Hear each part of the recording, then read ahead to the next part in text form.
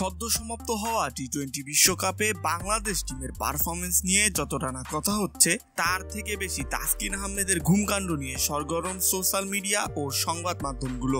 এই জের ধরে সাকিব আল হাসানকে প্রশ্ন করা হয়, আসলে ঘটনাটা কি ঘটেছিল?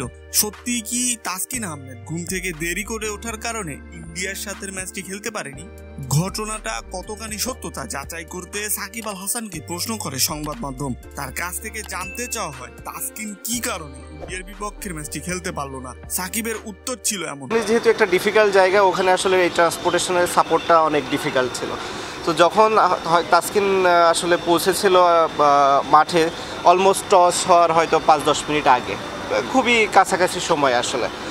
তো স্বাভাবিকভাবে ওই সময়টা ডিফিকাল্ট ছিল টিম ম্যানেজমেন্টের জন্য সিলেক্ট করা ওকে কোন অবস্থাতে থাকে এরকম সিচুয়েশনে একটা প্লেয়ার, তার জন্য একটু ডিফিকাল্ট।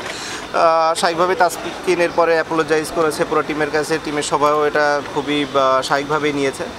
মানুষের ক্ষেত্রে ভুল হতেই পারে, আনইনটেনশনাল ভুল সবারই হয়ে থাকে। এরপরেই সামাজিক যোগাযোগ মাধ্যমে ফেসবুকে এক দীর্ঘ পোস্ট দিয়ে সেদিন কি ঘটেছিল তা বিস্তারিত জানিয়েছেন তাসকিন। সেখানে তাসকিন লিখেছেন, আমি সম্প্রতি অনলাইনে বিভিন্ন সংবাদ মাধ্যমে জানতে পেরেছি যে সম্প্রতি শেষ হওয়া টি-20 বিশ্বকাপের একটি ঘটনা নিয়ে বেশ হইচই করা হচ্ছে।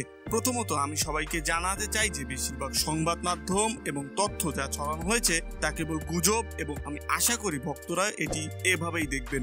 দ্বিতীয়ত, আমি ঘটনাটি সেদিন আসলে কি ঘটেছিল তা পরিষ্কার করতে চাই। আমি স্বীকার করি যে আমি স্বাভাবিকের চেয়ে পরে উঠেছি এবং এর জন্য আমি ইতিমধ্যে পুরো দল এবং ম্যানেজমেন্টের কাছে ক্ষমাও চেয়েছি।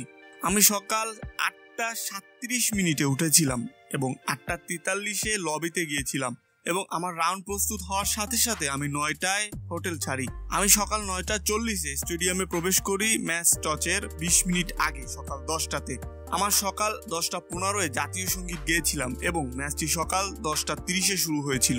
তবে সাকিব আল হাসানের ভাষ্য মতে তাসকিন আহমেদ মাঠে পৌঁছেছিলেন ম্যাচ শুরুর 5 থেকে 10 মিনিট আগে, কিন্তু তাসকিন বলছেন তিনি পৌঁছিয়েছিলেন প্রায় 20 মিনিট আগে। তাহলে সত্য বলছে কে, তাসকিন নাকি সাকিব নাকি সংবাদ মাধ্যম? প্রশ্ন একটা রয়ে গেল যার উত্তর হয়তো কারো কাছেই নেই।